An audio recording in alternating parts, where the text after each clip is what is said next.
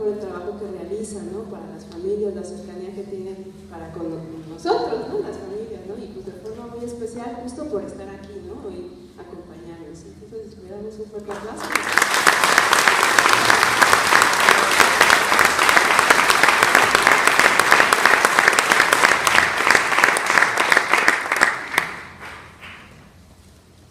Buenas tardes. Quiero ubicarme. ¿Vienen matrimonios e hijos o nada más matrimonios? De distintos lugares del país, a nivel nacional y también de otros países. Bien, pues es a nivel que centroamericano, todos de habla hispana. Bueno, muy bien. Bueno, conocemos ya parte de este documento, la exhortación apostólica. Ya la han leído. ¿Quiénes la han leído toda la exhortación? Bueno, gracias. ¿Quiénes han leído ya una buena parte? Bien, gracias. ¿Tienen el texto? Bueno, entonces ahí lo tienen al alcance. ¿Cuál es el ejemplar que tienen ustedes? Bueno, gracias. Hay distintos, sí, porque me he encontrado con este otro de PPC que tiene unas magníficas introducciones, complementos para sugerencias de trabajo en familia o en grupo de matrimonios, que voy a hacer referencia a en algunos momentos. Y tengo prevista una hora para hablar y también sugerir preguntas para un trabajo en grupos posteriormente. Me lo acerco más para que retumbe, sí, porque además yo tengo voz apagada. Bien, entonces entremos a...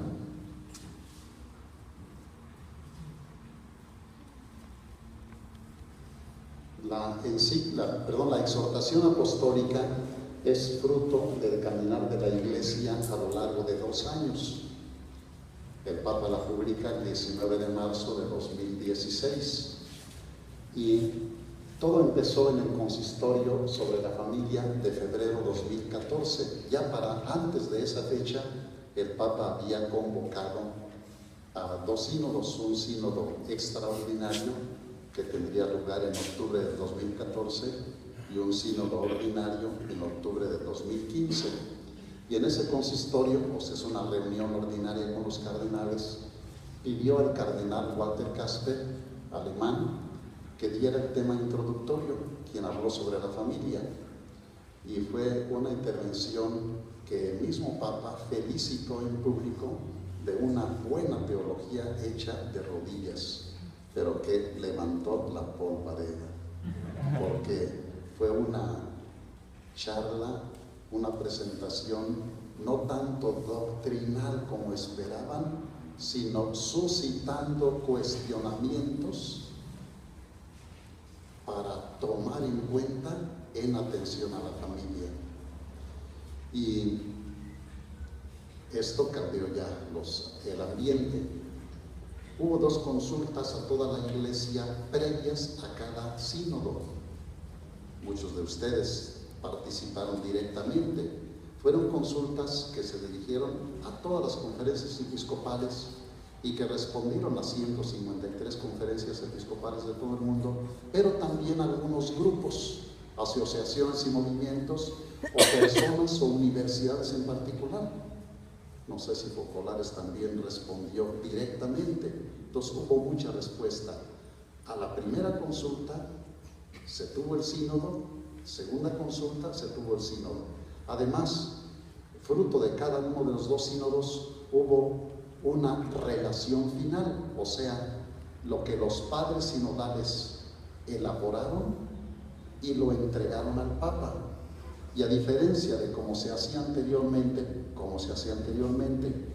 se entregaban al Papa esas proposiciones y el Papa, de forma ordinaria, los papas anteriores recogían esas proposiciones, las tenían muy en cuenta, pero también daban aportaciones desde lo que ellos personalmente consideraban, o también recogiendo aportaciones de otras personas, y resultaba una exaltación muchas veces las proposiciones que los padres sinodales entregaban.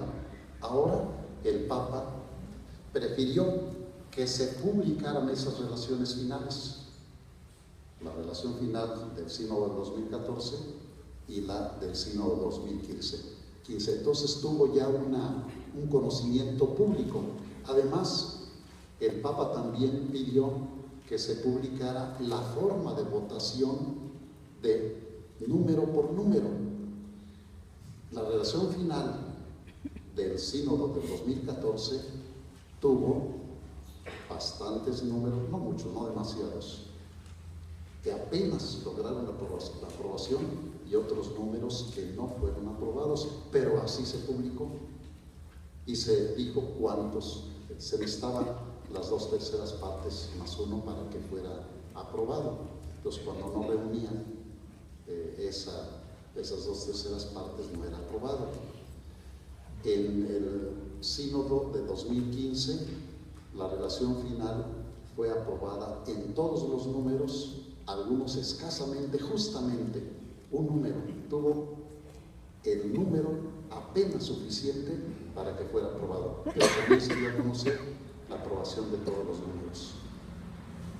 De modo que se tienen esos documentos que se integran a todo el caminar, y ya luego, como una semana, unos 15 días después de terminada el segundo sínodo de 2015, el Papa anunció que iba a publicar una exhortación apostólica ya de su puño y letra, de su responsabilidad, teniendo en cuenta todo lo anterior.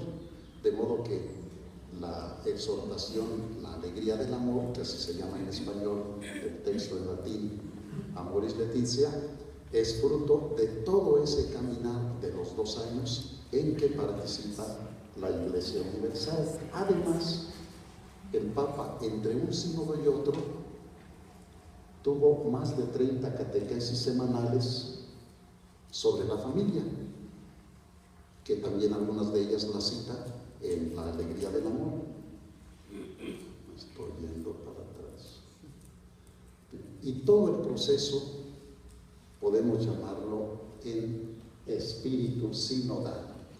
Tanto al inicio del sínodo del 2014 como al inicio del sínodo del 2015, el Papa insistió en que los padres sinodales, que había cardenales, obispos no cardenales, había expertos laicos o sacerdotes, había también obispos o monseñores de otras comunidades ortodoxas orientales, incluso no católicos. Bueno,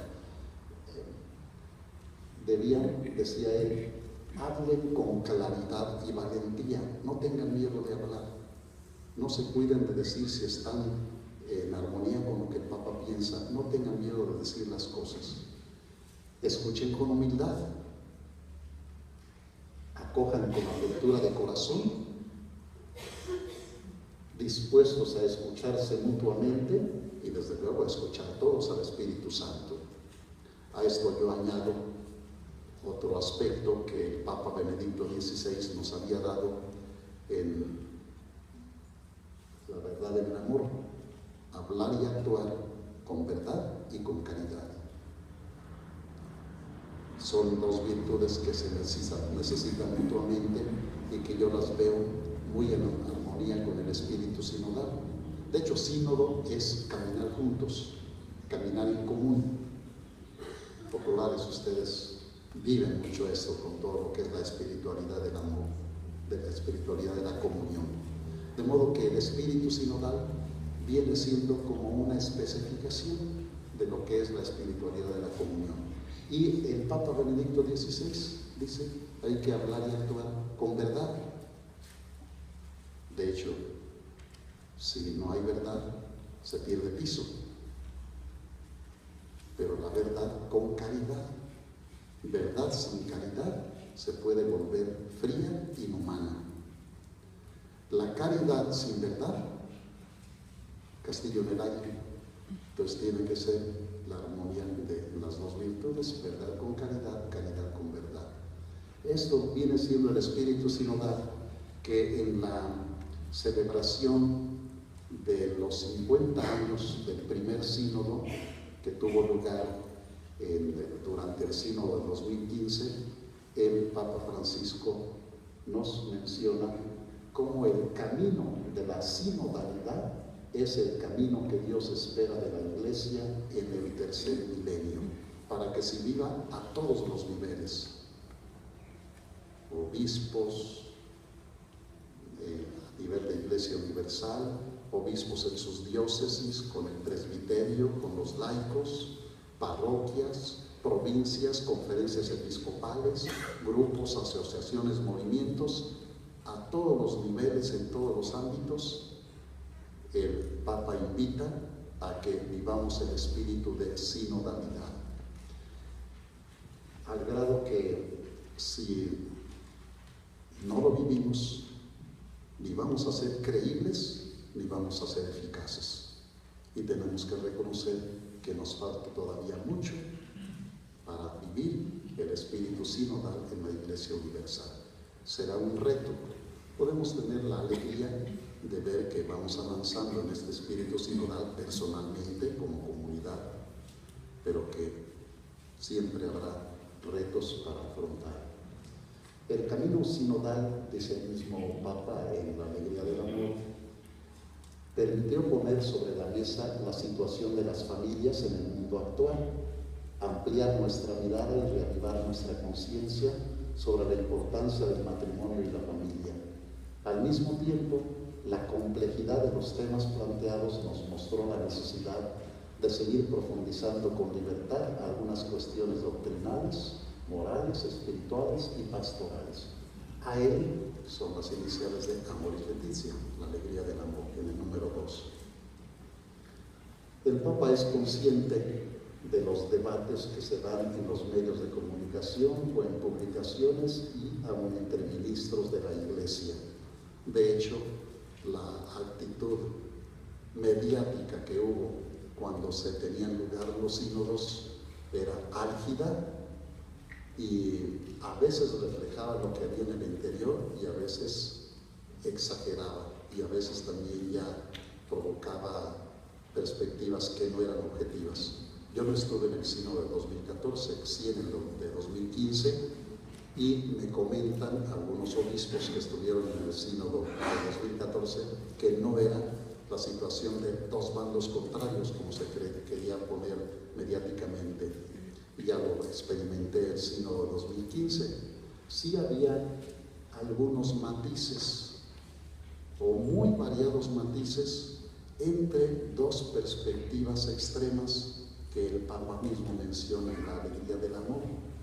El énfasis en la doctrina, pero descuidando la misericordia, o el énfasis en la misericordia, no teniendo en cuenta la doctrina. Esos dos extremos son igualmente nocivos y perniciosos. Entonces es importante tener en cuenta la doctrina con misericordia. Eso lo vamos a ver más adelante. De modo que el camino sinodal ha contenido una gran belleza y ha brindado mucha luz, dice el Papa en el número 4. Esta exhortación adquiere un sentido especial en el contexto del año jubilar de misericordia, a fin de alentar a todos para que sean signos de misericordia y cercanía allí donde la vida familiar no se realiza perfectamente o no se desarrolla con paz y gozo. Ahora, veamos en conjunto la exhortación apostólica. Estábamos acostumbrados a los documentos del magisterio, sobre todo a este nivel de una exhortación apostólica o una encíclica, un documento del Papa que fuera muy denso doctrinalmente, teológicamente, bíblicamente, y sin desdeñar lo bíblico y lo teológico, es un documento como ya nos vamos acostumbrando al lenguaje del Papa en las diarias homilías en Santa Marta, o las respuestas a las entrevistas que le hacen, o los mensajes en las catequesis semanales, Es un lenguaje accesible, cercano, muy existencial de un pastor. Y no se preocupa de improvisar e incluso de hablar mal en italiano. No se preocupa de que no sabe hablar bien inglés y pide perdón y decide hablar en español y que le traduzcan, y da su mensaje muy cálido, muy sugerente. Y esto lo notamos conforme vamos leyendo la exhortación apostólica. Esta exhortación no es para condenar o reglamentar, sino para ofrecer palabras y gestos de misericordia, discernimiento e integración. Desde luego, no cambia la doctrina del matrimonio y la familia. Ya van a poder comulgar los divorciados vueltos a casar. No responde a esa pregunta el Papa. Ni en el sínodo se respondió a esa pregunta, ni en el documento aparece que quiera responder a esa pregunta. Solamente da muchos aspectos a tener en cuenta en torno a ese tema que era tan central para los medios de comunicación. De modo que los documentos previos a la alegría del amor siguen vigentes. La Carta Magna, Familiares Consorcio, la familia en los tiempos modernos, que fue fruto de otro sínodo sobre la familia, en que era el Papa San Juan Pablo II, y el relator general de esa ocasión fue el que después sería el Papa Benedicto XVI. Así que ahí vemos cómo providencialmente los dos papas anteriores estaban muy metidos en la temática de la familia. Por cierto, ya que menciono esto, les comento. La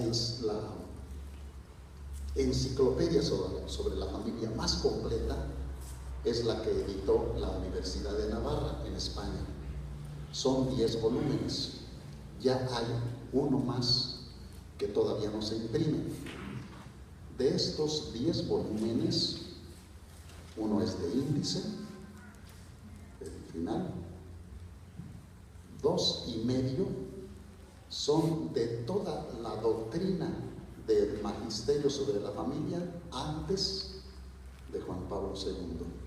O sea, fíjense cuántos siglos se resumen en 2 volúmenes y medio, y 7 y medio son del magisterio sobre la familia nada más, del Papa Juan Pablo II, y esta enciclopedia salió cuando todavía le quedaban varios años al Papa. De hecho, el siguiente volumen que está ya integrado, pero todavía no se imprime, es solamente del magisterio de Juan Pablo II.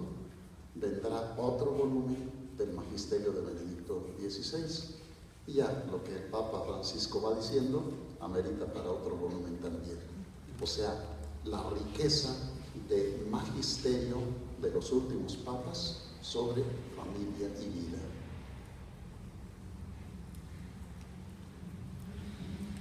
Podemos ver en conjunto la exhortación a Amoris Laetitia con varias dimensiones.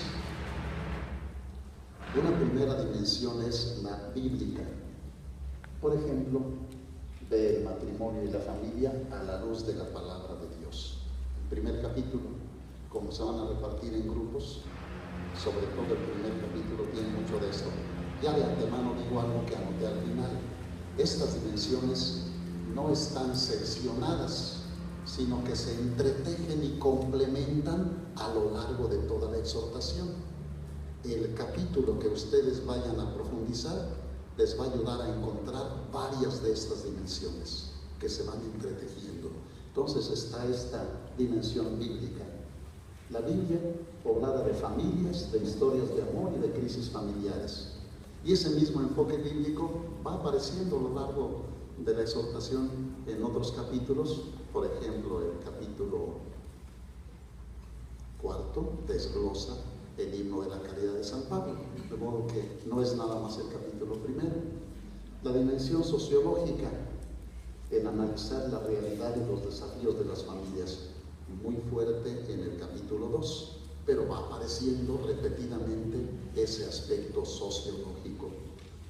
La dimensión teológica descubrir la vocación de los matrimonios y las familias con la mirada puesta en Jesús, revelador de la Trinidad.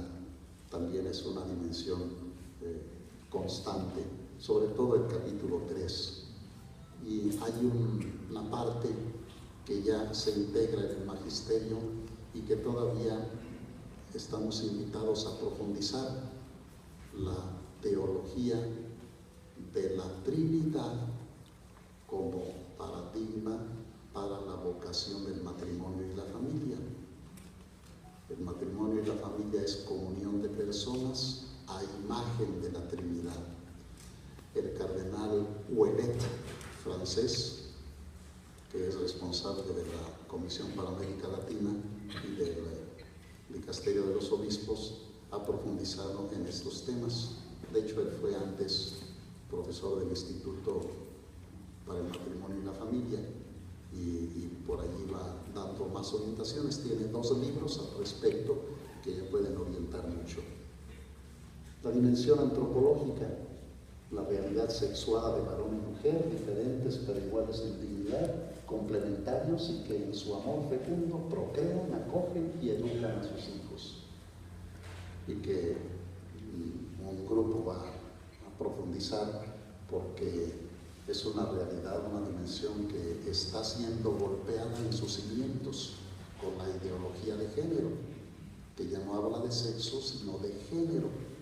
Nosotros hablamos de sexo, masculino, femenino, o varón y mujer, y al hablar de género se elimina ese aspecto biológico hereditario y se pone como algo sociológico, cultural. Se rompe todo el esquema antropológico, o sea, un cambio total a la antropología si dejamos que la ideología de género penetre en toda la sociedad como va penetrando. Por lo pronto, a nivel gubernamental, ya ha penetrado en nuestro gobierno y en otros gobiernos y otras organizaciones internacionales, y también la penetración a nivel gubernamental con el dinero. Incluso el financiamiento, sí se acepta esta mentalidad, que la ven como un progreso. Es la dimensión antropológica que el Papa repetidamente va mencionando, y por ahí menciona algunos números en una pregunta para que tengamos en cuenta esos números que están en distintos capítulos y demos aportaciones al respecto. Dimensión psicológica, el mundo de las emociones, la dimensión erótica del amor, por ejemplo. De modo que el Papa lo trata estos aspectos. Sabemos nosotros que fue maestro de psicología y entonces se refleja en su exhortación el pensamiento, este enfoque psicológico, que va muy relacionado con la dimensión pedagógica, la educación de esas emociones, de la libertad, de la sexualidad. Es constante la orientación pedagógica del Papa, la creación de hábitos, conductas que sean hábitos iluminadas por los valores, en fin, es constante esto, y eso nos involucra y nos da sugerencias para el trabajo conyugal y el trabajo de familia. La dimensión moral, es muy conveniente conocer y obrar el bien, desarrollo de hábitos buenos, ahondar acerca del amor en el matrimonio y la familia, amoroso respeto y mutua confianza, desarrollo de la libertad, la voluntad, la sensualidad, educación de normas con valores. Y vamos a ir viendo cómo esa dimensión psicológica con pedagógica se armoniza con la moral. Es importante entonces tener en cuenta que mi enfoque psicológico esté en armonía con un enfoque moral teológico. En México no siempre es así. La psicología y pedagogía va ajena al aspecto teológico y moral. Bueno, aquí el Papa nos ayuda a integrar. La dimensión pastoral, acompañar hacia el matrimonio y en el matrimonio, o sea, acompañar a los jóvenes. Recoge lo que el Papa Juan Pablo II decía de aquello de preparación remota, próxima e inmediata. Ya ahora no habla claramente de estas 3 etapas, solamente habla de preparación remota, preparación próxima. Pero sí, hace énfasis que necesitamos cultivar más ese acompañamiento de los jóvenes hacia el matrimonio y luego el acompañamiento a los casados en su primera etapa, recién casados, cuando llegan los hijos, cuando hay crisis en la relación al interno de la familia y también ya cuando es el nido vacío, cuando ya los esposos vuelven a quedar solos y ya no tienen el escape de los hijos, sino que tienen que cultivar la relación. Pero hay números bellísimos de cómo el matrimonio se elige diariamente, mutuamente. Yo lo leí esto en una charla que tuve con personas ya de tercera edad y me decía una señora que tenía 55 años de casada: yo no me imaginaba que podía amar a mi esposo más que cuando estábamos recién casados. Y le da la razón la exhortación del Papa. No se amarán con la vitalidad y fogosidad juvenil, pero sí con otra forma de amor en que entra, dice el Papa, y deliciosamente, la complicidad de esa historia de matrimonio que les ha ido uniendo, que de tanta historia, y basta una mirada, y basta también un silencio para decir muchas cosas. Entonces, es hermoso todo lo que el Papa va sugiriendo así también. Acompañar, discernir, integrar la fragilidad, recibir y dar misericordia. El Papa está muy interesado en que estemos atentos a las crisis, a la fragilidad, las situaciones llamadas irregulares, que él prefiere llamar imperfectas, y que no las condenemos. Bueno, la dimensión espiritual, desarrollar una espiritualidad matrimonial, familiar, encarnada y trascendente. Encarnada, la viven los matrimonios y la familia, porque también es espiritualidad familiar, en la relación de cada día, en la forma de decirse buenos días, en la forma de preparar los alimentos, de convivir, a divertirse, de planear un paseo juntos, en la forma de resolver un problema. Están viviendo la espiritualidad matrimonial y familiar. Y trascendente, o sea, siempre les está vinculando con la máxima trascendencia, que es teocéntrica, porque en la forma en que se saluda, en la forma en que se dicen los buenos días, en que te ayudo, en la forma en que son pacientes uno con el otro, aunque no lo digan expresamente, están teniendo la relación con Dios igualmente. Entonces la espiritualidad es unión con Dios, unión entre nosotros, en los detalles constantes de cada día. Estas dimensiones, ya decía antes, se entretejen y complementan mutuamente en el desarrollo de la exhortación. Bueno, aquí es una presentación global de toda la exhortación. ¿Y de cuánto tiempo dispongo todavía? ¿Media hora? Sí, yo tenía así hasta las 6:30. Bueno, entonces, como se van a repartir por grupos para atender diversos capítulos, son 9 capítulos, pero el 8 no lo van a atender, entonces yo quiero detenerme en el 8 aquí, porque eso no les va a tocar a ningún grupo, me toca al Espíritu Santo y a mí. Entonces que el Espíritu Santo actúe. Antes de entrar a ese capítulo 8, ¿quieren hacer alguna pregunta de lo que he presentado? ¿Algún comentario?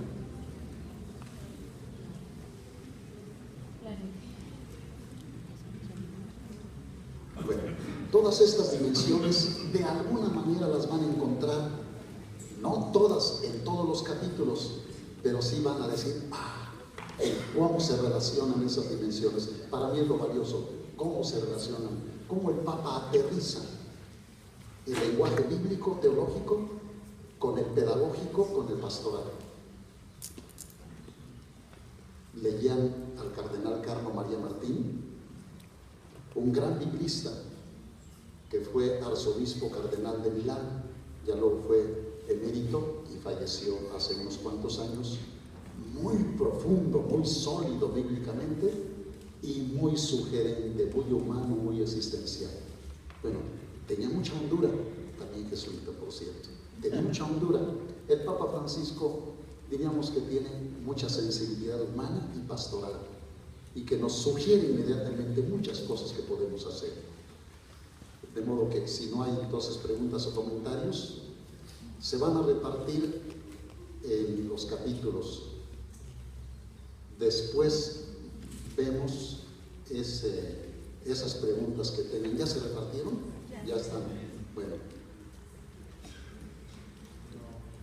Con eso. Estos son pernos, hay 8 pernos, y ya, ellos ya tienen las preguntas. Ellos las tienen. Sí. Ya ellos van a decir. Entonces, sí. Bueno, entonces, sepan que ya se entregan. Los perros son los que como moderadores, los que van a coordinar. Bueno, yo traté de presentar, en algunos casos iba poniendo frases claves del capítulo, pero ya fui después olvidándome de esas frases, incluso las hice a un lado. Pensé que más bien se van a dedicar a leer todo el capítulo, si alcanzan, y pongo algunas preguntas, o pongo frases y luego pongo una pregunta. ¿Qué dices a ese planteamiento? ¿Estás de acuerdo? ¿En qué? ¿Cómo? Y hago varias preguntas. Ustedes vean cómo responder, si alcanzan a responder a todo, o vean a cuántas pueden responder en lo que ustedes vean que el tiempo les ayude. Y como se van a repartir los capítulos 1 al 9, excepto el 8, entonces veo yo el capítulo 8. Un resumen breve de ese capítulo 8 lo tengo aquí. El capítulo 8 es acompañar, discernir e integrar la fragilidad. A lo largo de toda la exhortación tengo que referirme para relacionar. El Papa hace énfasis en que a pesar de tantos problemas que vive la familia, sigue habiendo muchos testimonios positivos de quienes quieren vivir bien el matrimonio y la familia. Entonces no nos dejemos amedrentar de que ya no es posible vivir íntegramente el evangelio del matrimonio, la familia y la vida. Mediáticamente y en algunos ambientes nos quieren hacer creer eso. No nos dejemos asustar. Es posible. Lo que pasa es que empezamos a quedarnos callados y a no actuar. Ya enseguida crear una explicitación, como lo digo de una vez. La iniciativa presidencial del matrimonio igualitario está convencido de esa postura que ya está en el Congreso, diputados y senadores, y en la Suprema Corte de Justicia de la Nación. Él está convencido de que es bueno dirigirse a las mayorías y a las minorías, y que eso es progreso para México. ¿Nosotros estamos convencidos de eso? No. Bueno, entonces presentemos nuestra postura. Concretamente a un grupo le va a tocar eso. Bueno, entonces el Papa tiene en cuenta todo eso y ve la realidad difícil, que hay que ayudar las heridas siempre con esperanza y con misericordia, y promover a los matrimonios, familias que están viviendo positivamente según el Evangelio de Cristo Jesús, y ayudar en labor preventiva a los niños y jóvenes a que se preparen al matrimonio bien orientados. Y cuando ya la situación es difícil y complicada, también es necesario atenderla. Y es este capítulo: acompañar, discernir e integrar la fragilidad. Es el capítulo más discutido, ya una vez que ha sido publicada la exhortación, y discutido por cardenales, obispos, teólogos, filósofos y desde luego comunicadores. Trata de las situaciones irregulares que el Papa prefiere llamar situaciones de fragilidad o de imperfección, que está indicando. Parece que más adelante recojo un número. Cuando se habla de situaciones irregulares, es un término que aparece en Familiares Consorcio. viene del cuño de cristiandad. ¿Qué quiere decir esto? Estábamos acostumbrados a una cultura en que prevalecía la comunidad cristiana, el Evangelio de Cristo, que duró varios siglos y que todavía los que somos del Vaticano II y antes estábamos acostumbrados. Y se menciona estas situaciones en Familiares Consorcio irregulares de aquellas parejas que no están viviendo plenamente el sacramento del matrimonio y que viven una situación que les impide comulgar. Pero en esa atmósfera de cristiandad se decía, son fuchi, están viviendo a media su fe y no están excomulgados, pero de hecho quien se divorciaba y se volvía a casar, o quien decidía no casarse y vivía en unión libre, era segregado de la comunidad cristiana y se consideraba prácticamente excomulgado. Y muchas personas ya no iban a misa dominical por no ser tachados. ¿Tú qué andas haciendo aquí? Si mira cómo vives. Y entonces el Papa Francisco considera que ese término de las situaciones irregulares ya estaba siendo denigrante. Y él pide más bien hablar de una situación de imperfección. O sea, que hay esperanzas de que se oriente según el Evangelio de Cristo, rescatar a la persona, a la pareja.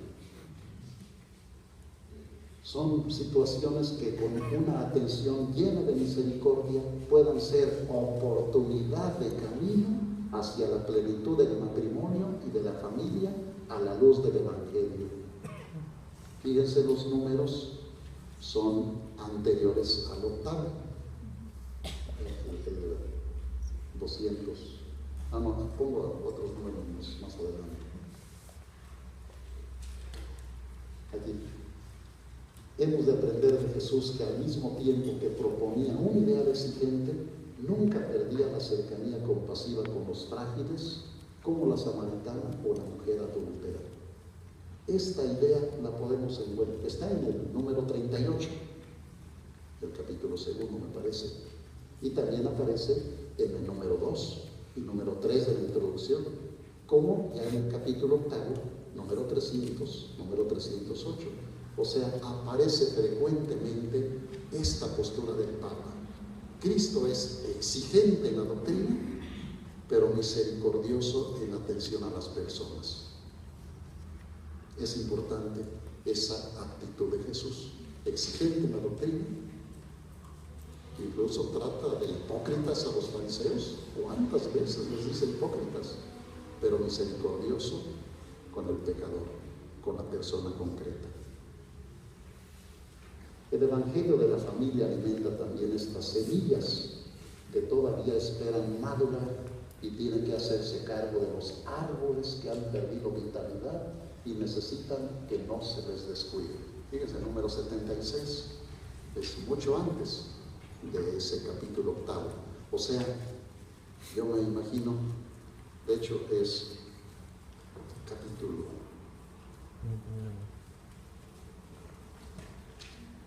capítulo tercero, varios números del 76 al 79, en el capítulo tercero trata este tema y lo vuelve a tratar en el capítulo sexto, los números del 241 al 246. O sea que el Papa no está pensando estructuralmente, didácticamente, tratar este tema nada más en el capítulo 8, sino que tratando la vocación de la familia en el capítulo 3 y tratando algunos aspectos pastorales en el capítulo 6, lo introduce. O sea, aunque su énfasis, él mismo dice que el centro de la exhortación es solo el capítulo 3 y 4, en que habla del amor conyugal y del amor en la familia.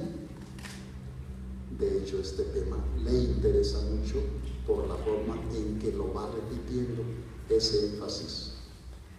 Precisión en la doctrina, misericordia en la actuación. Con el enfoque de la pedagogía divina, la Iglesia mira con amor a quienes participan en su vida de modo imperfecto. Fíjese ese número 78.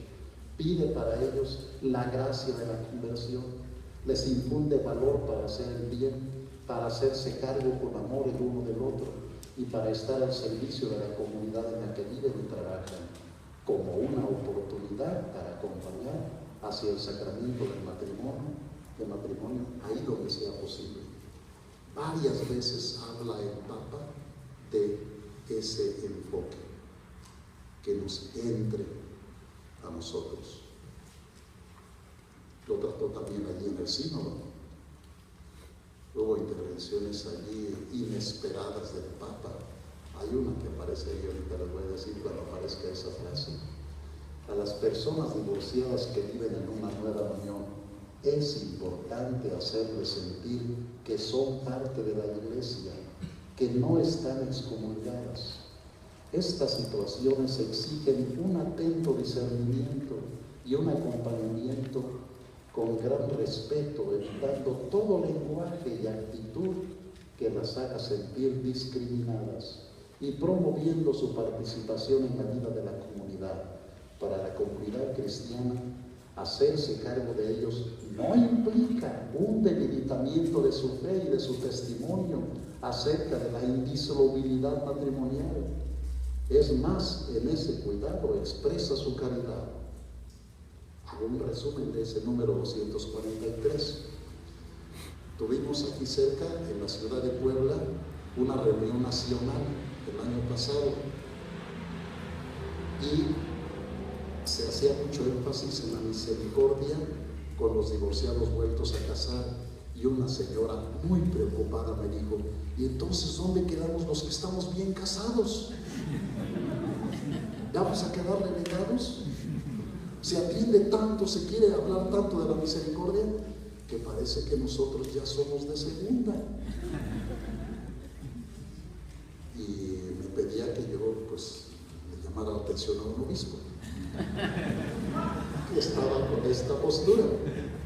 Sí, esa mentalidad es lo que dice aquí el Papa, que como que para algunos tratar con misericordia a los divorciados vueltos a casar es debilitar la fe, es debilitar el sacramento. Puede haber ese riesgo, pero tenemos que ser honestos en revisar nuestra propia postura al respecto. Dos lógicas, dice el Papa, recorren toda la historia de la Iglesia. Esto ya es en el capítulo 8. Marginar y reintegrar. El camino de la Iglesia desde el Concilio de Jerusalén en adelante es siempre el camino de Jesús, el de la misericordia y de la integración. El camino de la Iglesia es el de no condenar a nadie para siempre y difundir la misericordia de Dios a todas las personas que la piden con corazón sincero. Obviamente, también para no ver que no está el Papa olvidando el otro enfoque, si alguien ostenta un pecado objetivo como si fuese parte del ideal cristiano o quiere imponer algo diferente a lo que enseña la Iglesia, no puede pretender dar catequesis o predicar, y en ese sentido hay algo que lo separa de la comunidad. Necesita volver a escuchar el anuncio del Evangelio y la invitación a la conversión. O sea, no es aceptar sin más al divorciado o al casado, sino que sea con espíritu de conversión. Los divorciados en nueva unión, por ejemplo, pueden encontrarse en situaciones muy diferentes. Es un enfoque que el Papa se detiene en presentar, que ya el Papa Juan Pablo II en Familiares Consorcio lo mencionó. El discernimiento de los pastores siempre debe hacerse distinguiendo adecuadamente con una mirada que discierna bien las situaciones.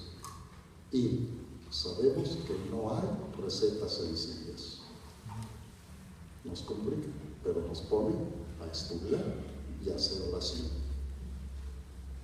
No debía esperarse del sínodo o de esta exhortación una nueva normativa general de tipo canónica aplicable a todos los casos. Solo cabe un nuevo aliento a un responsable discernimiento personal y pastoral de los casos particulares. La misericordia no excluye la justicia y la verdad, pero ante todo tenemos que decir que la misericordia es la plenitud de la justicia y la manifestación más luminosa de la verdad ante Dios. De hecho, esta frase de la exhortación es una frase que toma de la bula Misericordia Virtus, el rostro de la misericordia, que ya yo había mencionado. De modo que la misericordia supone la verdad y la justicia y espera más todavía que la verdad y la justicia. Esto nos otorga un marco y un clima que nos impide desarrollar una fría moral de escritorio al hablar sobre los temas